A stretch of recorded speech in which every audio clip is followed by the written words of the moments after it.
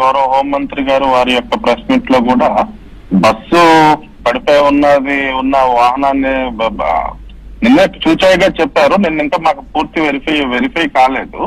మనకి నిన్న డ్రైవర్ ఇచ్చిన వాంగ్మూలం ప్రకారం అదే చెప్పడం జరిగింది. ఈ రోజు మనకి నిన్న నైట్ మనకి సీసీటీవీ ఫుటేజ్ మార్నింగ్ కల్లా ఆ ఎరిస్వామితో మనం మాట్లాడటంతో క్లియర్ గా డ్రైవర్ చెప్పింది నిజమని నిర్ధారణ జరిగింది. వాళ్ళు ప్రమాదవశాత్తు వాళ్ళు ఆ మోటార్ సైకిల్ నడుపుతున్న వ్యక్తి చనిపోవటం, వెనకాల ఉన్న వ్యక్తికి చిన్న స్వల్ప గాయాలవటం, ఆ రోడ్డు డివైడర్ పక్కన పడి ప్రాణం లేకుండా పడి ఉన్న వ్యక్తిని వెనకాల ఉన్న వ్యక్తి రోడ్డు వారకు చేర్చాడు.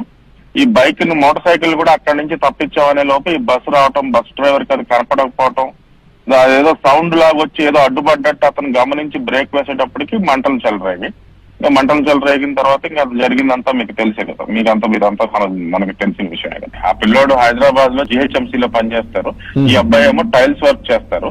ఇద్దరు కలిసి దాబాలో భోజనం చేసి ఈ అబ్బాయి పత్తికొండ దగ్గర తుగ్గలి మండలంలో ఏదో గ్రామం, అక్కడికి వెళ్తానంటే నీకు ఇక్కడి నుంచి బస్సులు ఉండవు, నేను డోన్ బస్ స్టాండ్ లో దింపుతానని ఎక్కించుకుని తీసుకుని వెళ్ళాడు. తీసుకునే క్రమంలోనే పెట్రోల్ కొట్టించాడు. పెట్రోల్ బంక్ లో మనకు అవి CCTV ఫుటేజ్ వచ్చింది. ఒక వ్యక్తి ఆచూకీ తెలియలేదండి. యాక్చువల్లీ నిన్న మీకు తెలిసి ఉండొచ్చు, రిజర్వేషన్ చేయించుకున్న వాళ్ళ వివరాలు మొత్తం మనకు పూర్తిగా వచ్చాయి. ఒక వ్యక్తి రిజర్వేషన్ లేని వ్యక్తి హైదరాబాద్ ఆరాంఘర్ చౌరాస్తా అంటే నేషనల్ పోలీస్ అకాడమీ సమీపంలో ఉంటది, శివరాంపల్లి క్రాస్ రోడ్ అంటారు.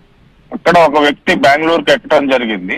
అతని ఆచూకీ మనకి ఇంకా తెలియదు, అతని వివరాలు. అది మనం రాజేంద్ర నగర్ DCPతో కూడా నిన్న మా SP మాట్లాడటం జరిగింది. అక్కడ CCTV ఫుటేజ్ వెరిఫై చేసి అతని తాలూకా ఏమన్నా మనకి ఫోటో గానీ ఏమైనా వివరాలు తెలిస్తే అనే దాని మీద రాజేంద్ర నగర్ DCPతో మాట్లాడింది. మేము సమన్వయం తెలుస్తున్నామండి. RTO వాళ్ళు ఈ రోజు రాత్రి సాయంకాలం కానీ రేపు కానీ మనకు ఆ రిపోర్ట్ ఇస్తారు.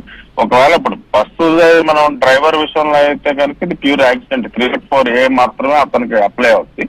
యాజమాన్యం మీద మనకి ఇది ఫోరెన్సిక్ గానీ లేకపోతే MVI కనుక బస్సు యజమాని యొక్క నిర్లక్ష్యం అనే దాని మీద మన రిపోర్ట్ ఇస్తే అతనిపై మేము కఠినమైన చర్యలు తీసుకుంటాం.